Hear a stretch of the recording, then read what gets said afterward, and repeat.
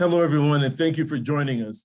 My name is Tim Russell, VP Community Engagement and Diversity, Equity, and Inclusion for WTTW, WFMT, and welcome to today's Chicago Tonight Black Voices, a WTTW News Community Conversation. WTTW's purpose is to enrich lives, engage communities, and inspire exploration. With WTTW News Community Conversations, we hope to surface and spotlight people, ideas, and stories behind the headlines by creating a forum for residents, community-based organizations, and community leaders. Residents to have authentic conversations. Co-anchor for Chicago Tonight and Black Voices host, Brandis Friedman, will moderate this evening's discussion, focusing on various aspects of the Chauvin case trial, including the role of race and policing in Chicago's Black community. Lead support for Chicago's Tonight Black Voices is provided by Fifth Third Bank. Additional support is provided by Gertrude Dane and James H. Wooten, Jr., Allstate, the Chicago Community Trust, the Joseph and Bessie Feinberg Foundation, the Abe and Ida Cooper Foundation, Lloyd A. Fry Foundation, Eon Clinics, Nicholas Anton, Judy and John McCarter, and Haranda and Paul Donahue. Now please welcome our host, Brandis Friedman. Thank you, Tim, and hello, everybody. Good evening. Thank you so much for joining us. I appreciate it. Welcome to Chicago Tonight, Black Voices, a WTTW News Community Conversation, and thank you for spending your evening with us. As Tim just said, I'm Brandis Friedman. Last week, former Minneapolis police officer Derek Chauvin was convicted of murder and manslaughter for killing George Floyd by kneeling on his neck for more than 9 minutes. Tonight, we're talking with community organizers and community leaders about the trial, the verdict, and what it means for Chicago and policing in America. And I think we can all agree there is plenty to discuss. Now, you are all in a listen-only mode, but that does not mean we don't want to hear from you, because in fact, we do. You are still a part of this community conversation. So please chime in the chat function with your questions and your comments, and I will be sure to share them with our guests. So I'm going to start by introducing our guests, and I'm going to ask them if they would mind going ahead and turning on their cameras for me. And I want to thank each of them for taking time out of their Monday night schedules to spend some time talking with us. First, I'd like to introduce Amika Tendaji, Executive Director of Black Lives Matter Chicago. Jamal Greene, Community Strategist and founder of Majosti All-Stars. Jamal, I'm going to get you to pronounce that for me in a little bit. Richard Wooten, founder of Gathering Point Community Council and a retired Chicago police officer. We're also joined by Glen Brooks, Director of Public Engagement for the Chicago Police Department, and David Stovall, an African-American Studies and Criminology, Law, and Justice Professor at the University of Illinois at Chicago. Thank you all for joining us. It's good to see you, and I appreciate you taking the time to talk about this very important subject. And again, before we get started, I'm going to remind our viewers, our audience, that again, you can chime in the chat function because there's a lot to talk about. So as we mentioned, last week, former Minneapolis police officer Derek Chauvin was found guilty on all 3 counts for the killing of George Floyd last May. And first, I just want to get your reactions to that verdict. Richard Wooten, can we start with you, please? What was your reaction to that verdict last week? You know, that verdict was actually justice as required. You know, I was very, pleased with the verdict, but yet I'm still looking forward to the punishment. You know, this was a victory for the African-American people, for the Black and brown people. So I was very happy with the verdict. Jamal? Well, the reality is it was not a victory. What it was a step in the right direction for accountability. Folks out there are calling and saying no justice, no peace, but what justice looks like is George Floyd being alive. Justice doesn't look like an officer being charged for wrongfully killing and kneeling on a man for 8 minutes and 46 seconds. The reality of the situation is there was some accountability there. The sentencing is what's most important, but we shouldn't be happy. This is not nothing to be happy about, especially looking at the fact that over about 2,000 people were killed by police, between 2013 and 2019. And under only 3% of those officers were charged, under 1% were convicted. So it's not a happy moment. We have to have some real systemic change. We got to keep fighting. This just kind of motivates us to keep going, but it's definitely nothing to be happy about. Director Brooks? I was very impressed that the jury did its job. I'm very impressed that, we have a new day where accountability is no longer limited to one part of the society. It's including of the police.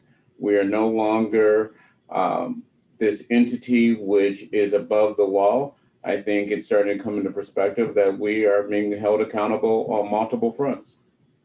Amika, were you surprised? Because most of these cases, officers face no consequences and can kind of get away scot-free.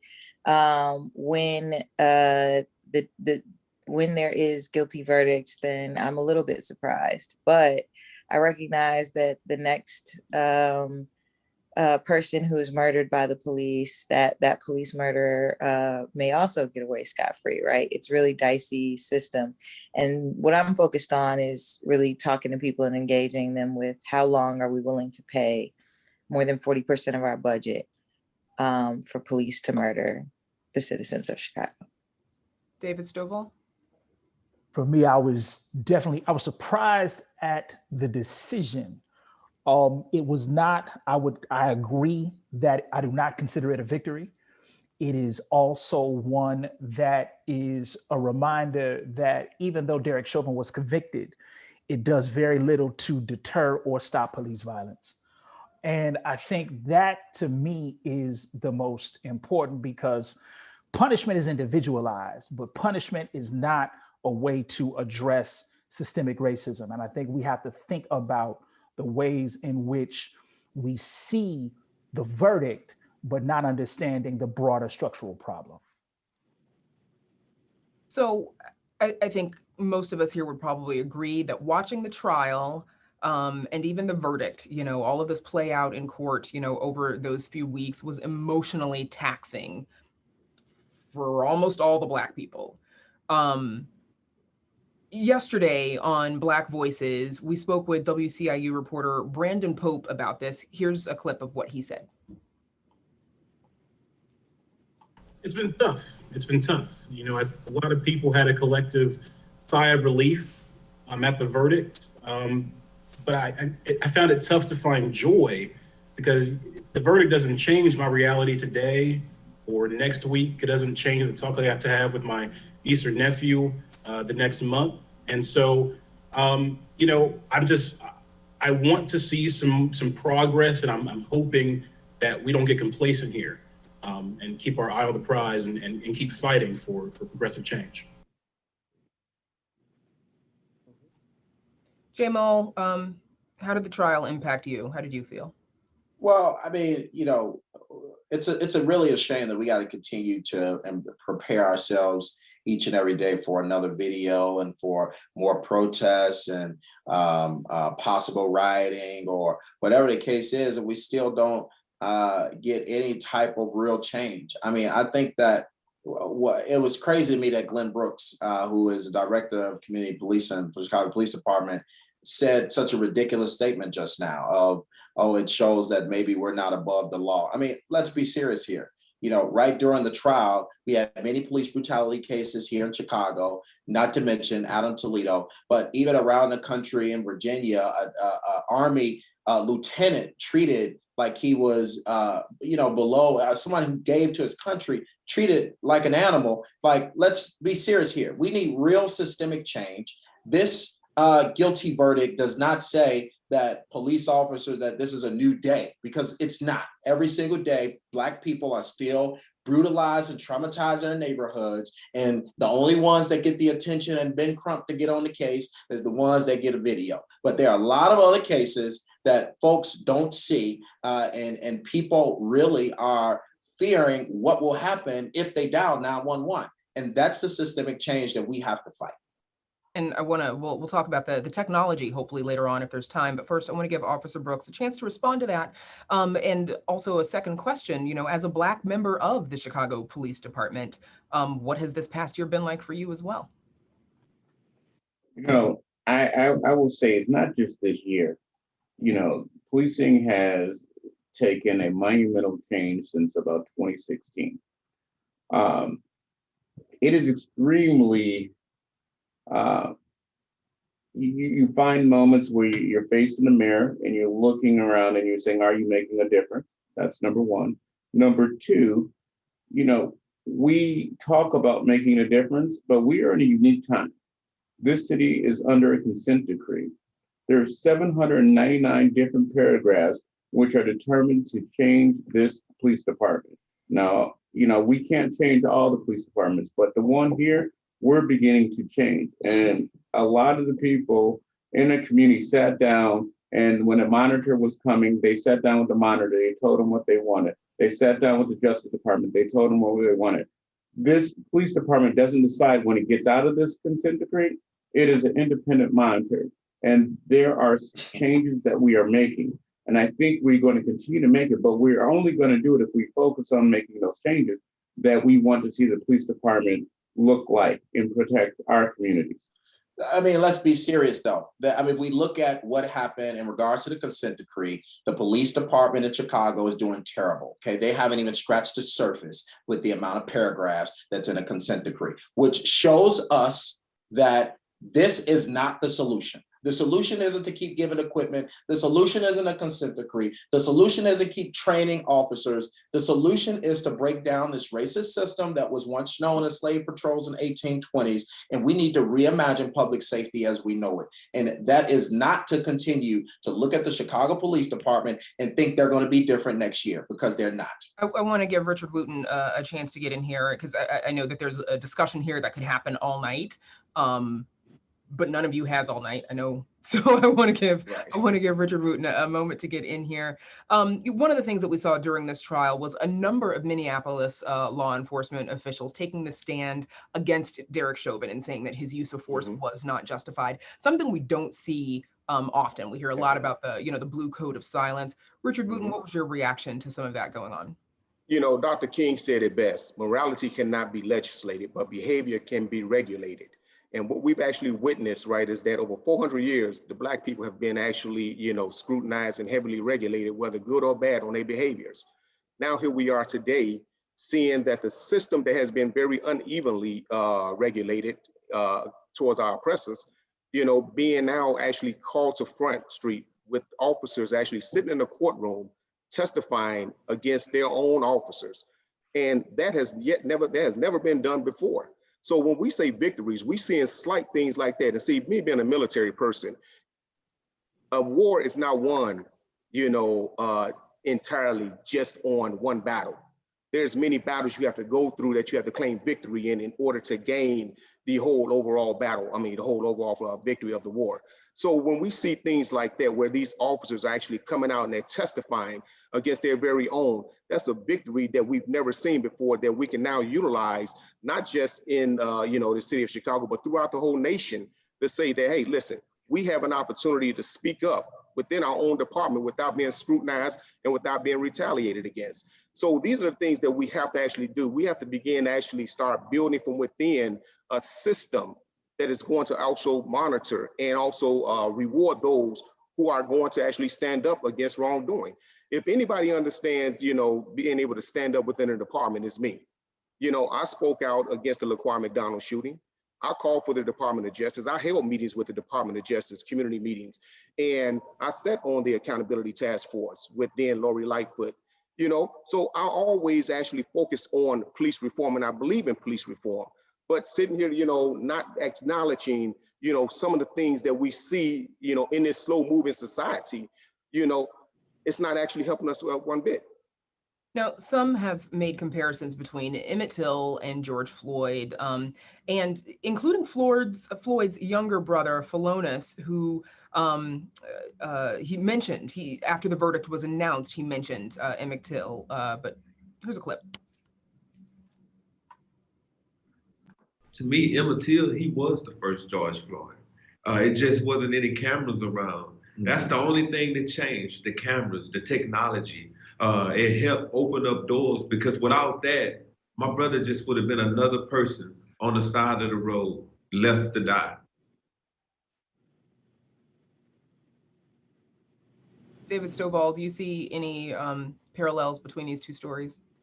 It's a lot of parallels, but I think the overarching theme is the most important, right? So Emmett Till was killed in Money, Mississippi because it was assumed, his behavior was assumed, right? We don't even know. And we just had a book about the person who actually accused Emmett Till actually recanting her story, right? So now when we look at Mr. Floyd's situation, we see him in this particular space, and the parallels is that both are ensconced in a system of white supremacy, right? So it's the names and places are different, but the system is the same. And I think it's important to think about those parallels, but again, to be careful and not compare the two spaces, right? Because when we compare those two spaces, now we're forgetting the context of them both, right? So both of those spaces were folks who were affected by white supremacy, right? And this belief that the Black body is criminal before it is human, right? So I think there are parallels there, but I think it's important for us to understand the through line before we start making those historical comparisons in ways that take the context out. Floyd's younger brother, he's also mentioned how technology played a pivotal role in this case. And of course, we have seen that happen in many cases like this one. Amika, has technology, social media, has it helped to expose what Black people know they've been experiencing for decades that not everyone saw? Yeah, I think it's helped to expose. I'm seeing the people that maybe are just newly getting exposed, doing like a lot of mental gymnastics still to deny, what they can see. But it also touches on collective grief, right? So there's, like Adam Toledo, who was murdered by the police here in Chicago, right? It's hard to not think that, it's hard not to feel like that's your child, right? So collective grief fired up more people. Like, we aren't going to take this anymore, right? And rather than the few isolated incidences we were hearing, before, it's rapid fire where the names start to add up and people are like, how much more dead Black people is acceptable for us to be paying like 40+% of our budget for. Last week, we also spoke with Till's cousin, Reverend Wheeler Parker. He is the last living witness to Emmett Till's abduction in Money, Mississippi, 66 years ago. We asked him about the parallels that he saw. Here's a listen. Of course, when I heard and saw what happened to him, I thought about Emmett Till right away. The spirit of the country, that spirit is still out there. It hasn't gone anywhere either. So we got a lot of work to do. And I concur with him. Emmett's story, he was not the first one, but his story was the first that went viral. It went all over the world. It's like an idea whose time has come. And it seemed like God used that time to help hasten things or to start people to thinking and standing up and moving in the right way. It definitely had a boost. Now, Reverend Parker thinks that the verdict showed some progress, but it's been 66 years since Emmett Till. Jamal, what do you think? Progress? None. You can't reform the police department. I mean, let's be serious here. It's been 65 years. So what that tells me is that my kids have to get up and be like their dad and have to go out there and fight the police department and protest. And I mean, we really cannot continue to go through this another 50, 100 years. How many years and how many videos do we need to see before folks understand that this model of policing is not working? They reimagine slave catching patrols as police, and they want to keep reforming and keep pouring money into them and keep adding try to add diversity, which that never happens. They want to make all of these different moves all of these years, and then all of these decades later, we're still in the same position. So How many more years do we go through this? Do we need another WTTW special in 100 years? Or will we stand up and say, enough is enough? We need to rethink public safety. And that means that we need to step back and look at, do these police departments or this model of policing work? And knowing that it doesn't, that means we need to start over. And we need to rethink public safety on a holistic level, and stop thinking that a couple police officers are going to be able to change anything at the beat level, because it can't happen. So, Director Brooks, where would you say police and community relations stand right now? I think it is a continual challenge where we got to continue to reach out to the community to build relationship. So let's look at this parallel. And I think Emmett Till is an important parallel, because it was the atrocity that the world got to see that sparked change. And here's one of the differences here. There was no justice for Emmett Till. There is a sense of justice for George Floyd. There was no coming back to the police department and saying there's a consent decree. There was no reform. Let's remember, when we went through this, when we started several years ago, when we said, hey, IPRA is not working, we're going to change to COPA. And if that doesn't work, or if we want something better, we can continue to work towards it. Now, I got it. We all wanted to change faster. I wanted it to change faster, but we can make progress. And I understand that we need to reimagine safety. I think there is nobody who believes that handcuffs is going to make us more safe. There are things that we have to do as a whole society, whether it's mental illness, whether it's giving people economic opportunity, whether it is removing those barriers that systematically have disenfranchised a whole group of people just because they're Black. That has to change. So in policing is not the necessary, policing in itself isn't going to change all of that. But this is where we have to work together. So I agree, we have to reimagine safety, because we can't afford to keep dying like we are dying, whether it's by the hands of police or whether it's by the hand of our neighbors. We can't afford to keep doing this. Now, I mean, it has to be said, though, that same day, the same day of the Derek Chauvin verdict, a couple of days later, we learned about 16-year-old Ma'Khia Bryant being shot and killed by a police officer in Columbus. Richard Wooten, what does this tell you about the work that there is left to do? Because we're hearing a lot of people say it, that one verdict does not solve our problems. Society change is very slow, as we all know, but we must continue to fight the presence that we actually are living in right now and move forward to make this change. We can't just give up and throw in the towel and say, well, ain't nothing going to happen. You know, every day we got people out here fighting. You know, there's a bill right now in Congress, the George Floyd Justice Policing Act, okay, HR 7120. You know, again, we have to begin to change the behavior patterns. We got to change legislation that makes the practice of poor policing or negative policing a crime in this here country. You know, for over 400 years, we've seen a lot of Emmett Tills. We experienced a lot of Emmett Tills. But unfortunately, because we have now the internet that is, you know, broadcasting all of this here, you know, we're able to see the real hurt and the harm and the danger that Black and brown people are going through every day. But we got to begin to understand that we have to hold these individuals accountable. I got one question, and this is actually, you know, I brought this to someone else.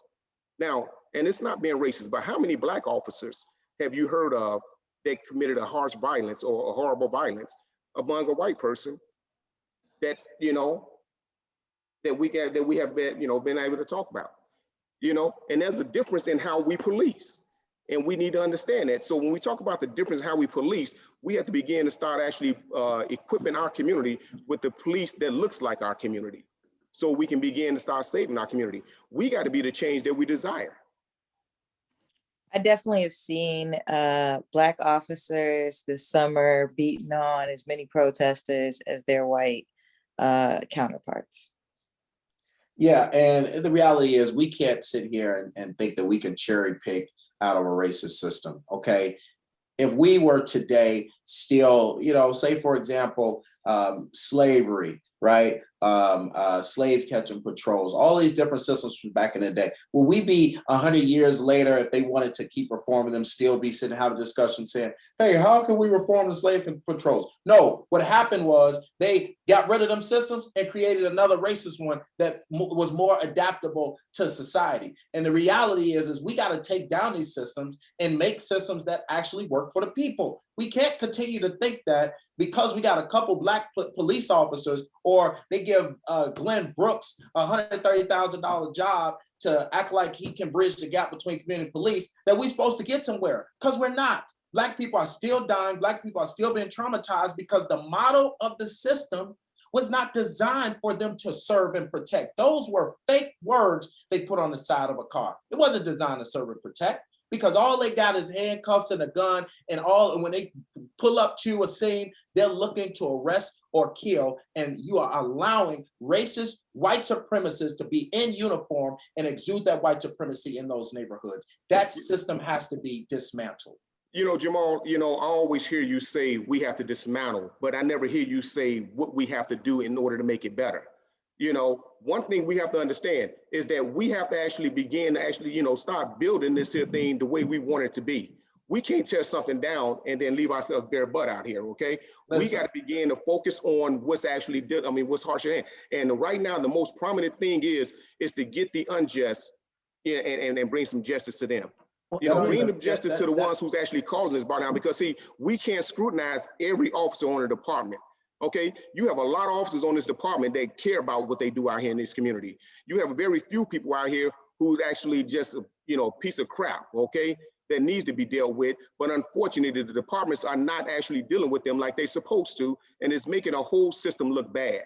We have to begin to start putting up, our best efforts forward to get these individuals prosecuted and moved off the department. I really disagree with a few bad apples, a few bad individuals. If I'm a community organizer, if anybody killed a 13-year-old child in my profession, we would all have a come to Jesus meeting.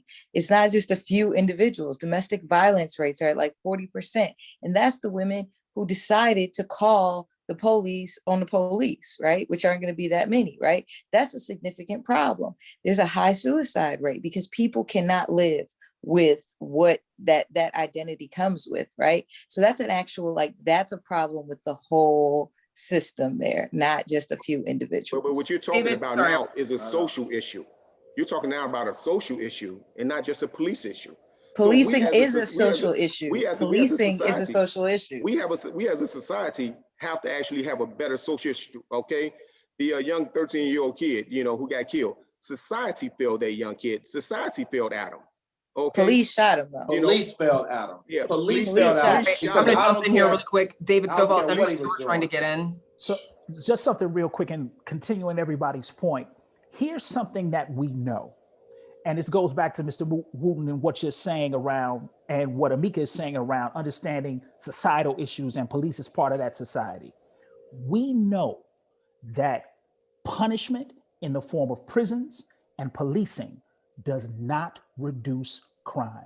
Exactly. We know this, right? We know there's 80 years of data that show us that policing and punishment in the form of prisons do not reduce nor deter crime. Yep. So now when we ask this broader question around what are folks willing to build, I think there's some things that we don't necessarily see, right? So if we think about mental health concerns, just like Amika was talking about, there are actually programs that serve white populations that we don't see, right? So if you think about the Cahoots program in Eugene, Oregon, here's a group of folks who are trained mental health professionals who now answer a different phone call other than 911 to actually unarmed to address those particular issues. This is what we need. So now when we think about, so when Jamal is talking about a new form of public safety, now we have to think about what is in front of our face and what is available. I'll give you a quick example. 6 years ago, when we saw the results of the school closings, and one knows on 2014, a little longer ago, 7 years ago, 2014, it was right after the 50 schools were closed. 1,000 teachers lost their jobs. In that same year, 1,000 cops were hired. So now we have to think about, where is the priority? Yep. We've literally seen 1,000 teachers get canned.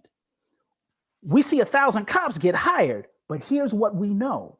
The data shows us that access to quality education is probably the #1 deterrent for crime, right? So now we got to think about that in real time. So what supports young people being able to see themselves as their full selves and being in a space where they feel safe and protected? And one last thing, when we asked young folks whether or not police make them feel safe in schools, the overwhelming answer was no. No.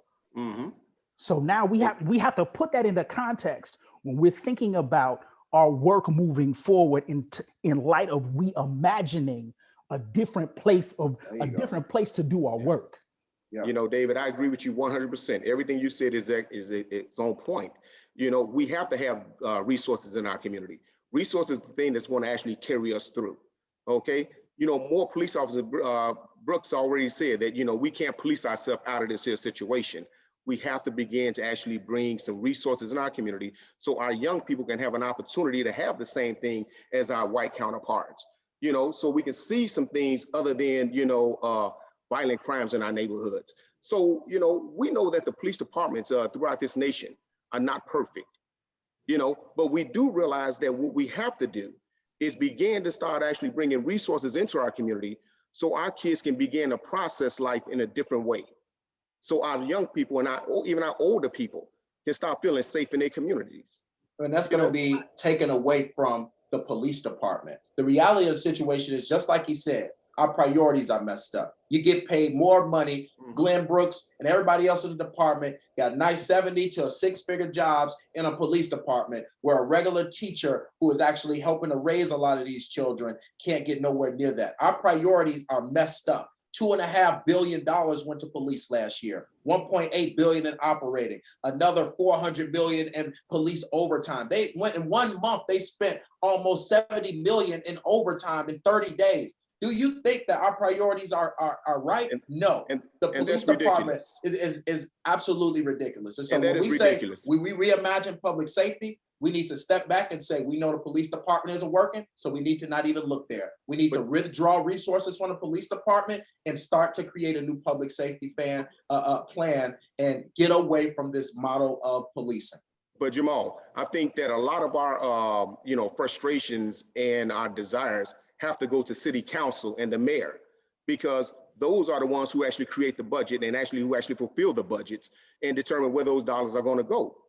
Okay, so when we talk about lack of resources, when Richard M. Daley actually shut down all those mental institutions in the communities, okay, it had a serious impact on crime. The police departments began to become, psychologists and had to begin to deal with things that they didn't understand. And to this very day, they still don't understand. They had to become babysitters, So every time our legislators actually make a change, it puts a bearable burden on a department that is not trained to actually handle those things.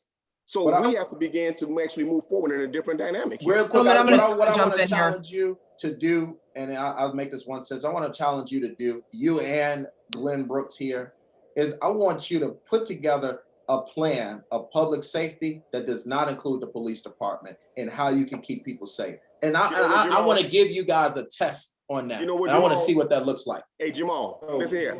I will take you up on it if you're a part of it with us.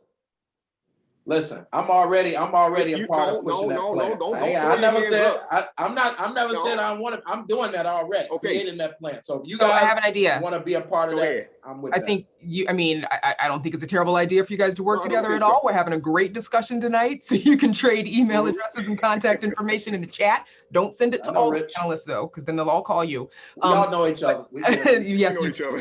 I do want to say, I want to remind our guests that you guys can chime in the chat. We've heard from one person so far, and thank you for chiming in. Your point is, I think it is important that the white community community become engaged in changing how we view public safety. This is not only a Black residents issue, this problem needs to include all areas in dialogue. To that point, excuse me, so last week we saw some public officials and some brands respond interestingly to the verdict. House Speaker Pelosi thanking Floyd for his sacrifice. Las Vegas Raiders posting an image that said, quote, "I can breathe." The way they sort of justified that was, I think the owner there has a relationship with Philonise Floyd and was quoting something that Philonise had said, yet still a lot of folks were rubbed the wrong way by it. Amika Tendaji, what was your reaction to how we heard some public reaction to people seeming to kind of miss the mark entirely with their response?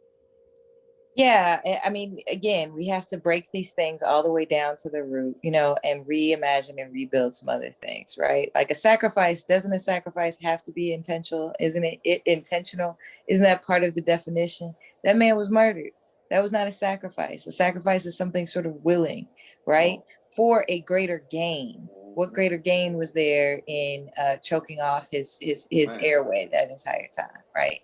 So, these companies are gonna, okay, we have to say something so people will continue, to buy our products.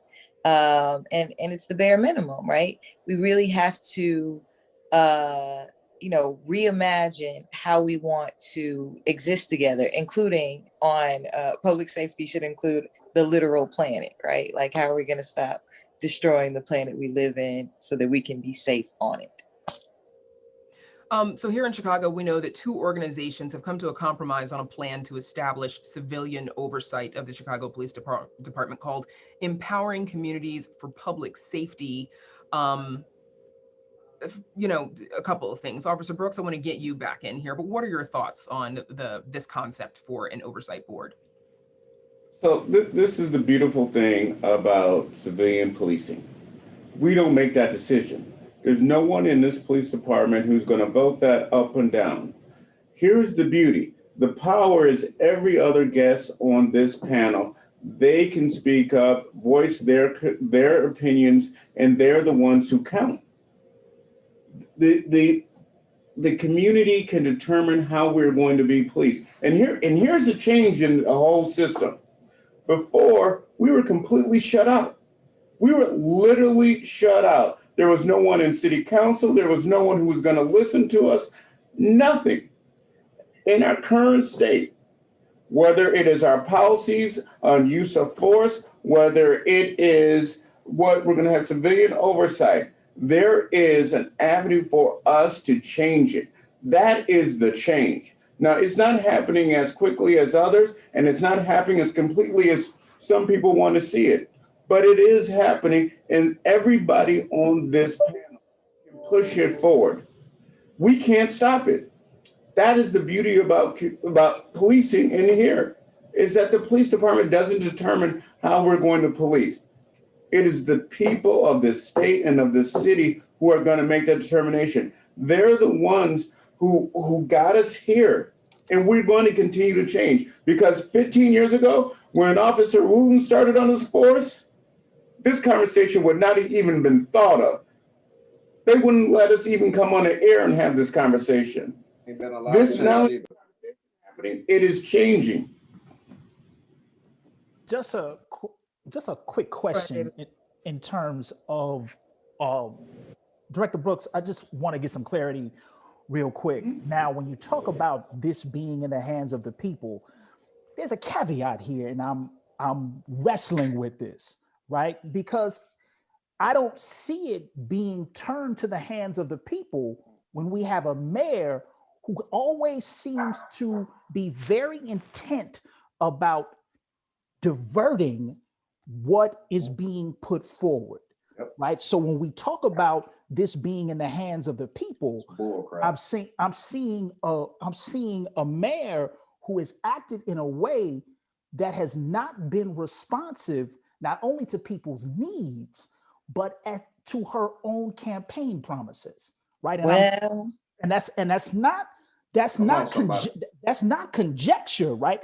I'm literally going off of what she has said publicly, and now what she is doing now with this particular form of legislation and a locally elected school board, two campaign promises that she put forward that she would enact. And now we're at the moment, we've had this reckoning and we're at this moment and still no movement. So there's a caveat, to this in terms of this being in the hands of the people. It ain't true. When you have an obstructionist mayor. Hey, right? David, you know what's funny is that when the people are in the streets, these young protesters, thousands of youth are saying we need to reimagine public safety. They say that's too radical.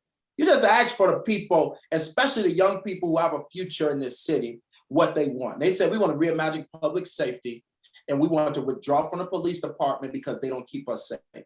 And when they say that, they say that's too radical. So now what they do is they try to find these ways to where we can feel, so we can be comfortably oppressed. And that's what it is. Just like he talked about IPRA, and then they changed it to COPA. And now one dang change happened between IPRA and COPA. It was just a new name. They rebranded it, and it wasn't nothing different about it. And Jamal, sorry. I want to give Director Brooks a second to respond as well, because David did sort of direct a question at him, but thank you. Go ahead. All right. So let me answer this question this way. One, the state legislation just passed a reform bill on police, period. That's already been done. Number two, this conversation as it is going forward hasn't been decided. It is not up to the police department to make that decision, what the final thing's going to look like, what this oversight's going to look like. And I got it, where the political process has gone one way and people have said they're going to do something. I get that. But what I'm saying here is the police department doesn't control this conversation. So, and here's when I say it's in the hands of the people. Let's remember when we went back to the early 80s, when we were talking about the war on drugs and the police department said they needed X, Y, Z and all these penalties, they got all of that. Guess what? That time has changed. What the police department may or may not want isn't necessarily being carried out. So I get what you're saying, the political process and those who are in play there are making decisions. That's the difference. It is no longer the police department saying, we got to have this, we got to have this. And you know what? Everyone needs to go to jail for 50 years. That day has changed. So I understand completely what you're saying. I'm just saying the department isn't the one who's driving this train. So it's about 8:46, and I want to see if we can discuss this one question that someone sent us in the chat before I let all of you go, and it's kind of complicated. The question is, how can this issue be moved forward in a positive direction with the combined philosophies from each panel member to come up with a solution? Yes. I don't know if that's possible, but Amika, go on, please. Sorry. Yeah, we need to prioritize. Everybody needs free, quality access to mental health. We understand now this pandemic has taught us we need to put more in public health infrastructure, right? People need access to the basics, right? We need to understand that anybody who is desperate and in a situation, is going to become a safety hazard for us because they're in a safety hazard. When people have what they need, then we're all safer, right? And that includes our right relationship with this planet. So for Chicago, we need to understand that the budget is a moral document and that we are paying over 40% of our budget, the lion's share of what we pay, to torture and exterminate Black and brown people in this city. And we really need to shift that to education, jobs, masks, PPE, mental health, public health. And the reality is that, while we would love, and as community organizers, we love to work with everybody. But the reality of the situation is you got to have an allegiance to the community organizer. That's the first word. And in my opinion, folks like Director Brooks and many other police officers have an allegiance to the badge and the blue, which is why they look to defend and defend and defend, where you're not listening to the community to see how we can actually move forward discussion. Can you step out of that job or out of that badge and step back and say, let's rethink public safety even if it means I don't have a job. Because guess what? If something happens where we reimagine public safety or we had a different system, there's no job for Director Brooks. But he has to be okay with that to understand that that'll be a better path for the community and he can fit in elsewhere. But if you have such an allegiance to the department where you think that we're just doing the best we can and we're not murdering and torturing people and every day we're making changes and we're going to get better, we're going to be doing that for another 100 years. It's not going to get us anywhere. So we got to have an allegiance to the community and step back and come up with a real plan on how we are to move forward. But that means an allegiance to the community and the next generation of young people. And I think in terms of listening to Jamal and Amika, there's something that's here, and it's a relationship to the question that was asked. There are some things that are readily here that can easily be done, right? That other cities have actually engaged, right? So if you think about the city of Minneapolis, right? They actually took the money from SRO, from school resource officers, and put that where?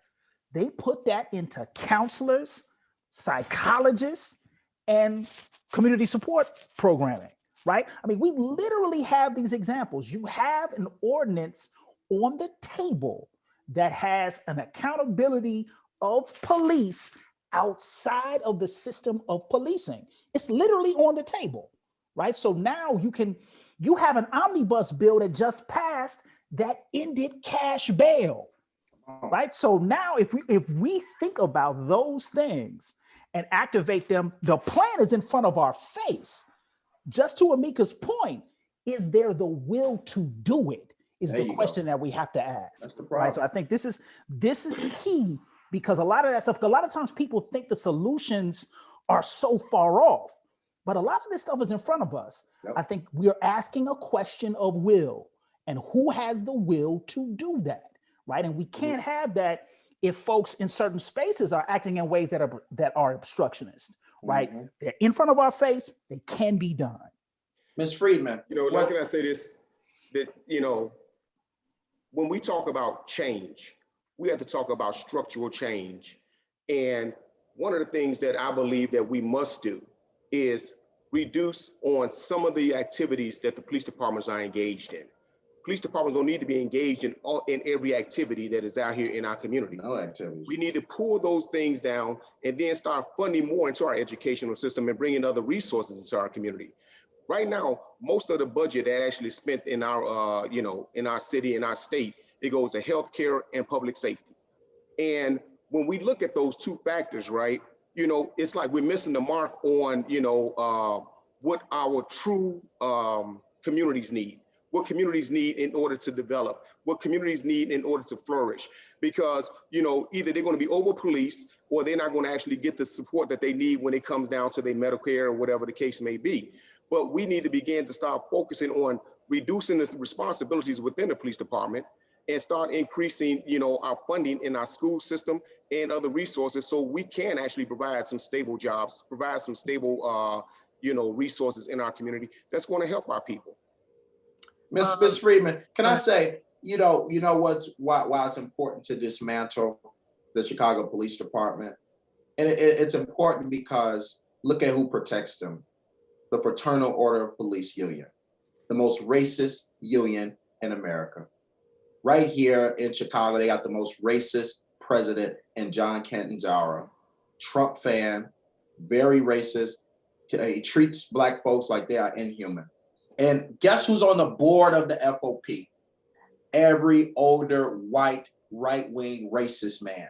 So when you want to talk about structural change, if you're talking about rethinking public safety, understand that police department is continuing to do what it do because it has a fraternal order police that is negotiating a contract in the best interest to protect this racist system. And these officers to continue to not be held accountable with these different policies, and the fact that the city is accountable for expenses in regards to the legal side of when police do wrong, we got to understand that they designed this system to be protected. So there's no way we can reform and keep pouring into a system that'll never be held accountable because it never was designed to be held accountable. But Jamal, you know what? You know who gives city council their legal binding, power to negotiate on behalf of the police department? City council. So again, we got to focus on the structure and make this here and hold everybody accountable. Because I agree with you. Yeah, FOP is not friendly. Okay, FOP is one of the big, the president is the biggest racist I ever seen. Okay, and he should not be in that position. But we have to begin to continue to fight as a community and hold our legislators, accountable, our aldermen, our mayors, our state representatives, hold them all accountable, all the way, even the attorney general, because those are where the power bases are. They can actually help us make these changes that we're fighting for. So we're almost out of time. I'm gonna, Director Brooks, you're the last one that I have not heard from with regard to that last question. So I'm actually Please don't give him the last statement though, please, please. Let me So, see a what I couple can do. It things here. depends on how long his answer You is. do to Jamal. All right. It was 1 minute. So let's look at this. Here. This system needs to protect Black people in this city. It needs to give opportunity to people in this city. I understand that the police play a pivotal role, but they are not the only role here. Everyone here agrees that we need greater mental health. We need greater education opportunity. We need to be safe coming back and forth to our homes every single day. Those are the things that we can agree on. Now, we can sit here and attack each other, or we can find ways to ensure that our communities get it. Because if we don't, they're the ones who are suffering. Right now, just 3 blocks away from here, another young man lost his life. We got to figure a way that we can bring these opportunities in the American dream back to our communities. Because you know what? We have not had it. And it's now the time for us to ensure that we get it. And we can't do that if we are talking about this and that and not making sure we get those things that we need. There are 3 things right now that we all said that we agreed upon. We can get that. One thing I will say about this panel is that when David talks, all of you nod your heads. So David gets the last word. Can I say a 30-second before I give to David the last word then? 30 seconds. No, go ahead. Because y'all talked about the legislators. We can all agree that our leadership is terrible in Illinois. So I want to say we agree with that. And during the George Floyd situation, all they did was go into the feds. The Congress went in there and kneeled in kente cloths. We know that it's all about symbolism in regards to moving forward Black folks, and we need some real tangible results. That is what we need to work towards. And in just going on those examples around tangible results, here are those things. We know, again, what Amika put forward in the beginning. We know what folks need. Now is really this point around what are we willing to do knowing what folks need? Because the thing continues, right? If we don't understand this thing structurally, we will continue to capitulate to the idea that certain people are valued and other people are deemed disposable. All of us on the screen now, in this current moment, in some form or fashion, have been deemed disposable. So now, what does it mean not only to reverse that trend, but what are we willing to do to destroy those things that have further contained us and now build something differently? And we have those things at our disposal right now, but there is very little political will to get them done. And that's the thing that I think is really important. A lot of times people think this stuff is so far away. It is in front of us. But now all you have to do is engage it and begin to trust the folks who are experiencing the suffering. That's something that we don't do in Chicago. We very rarely listen to the people who are experiencing the suffering. We often blame them for their suffering.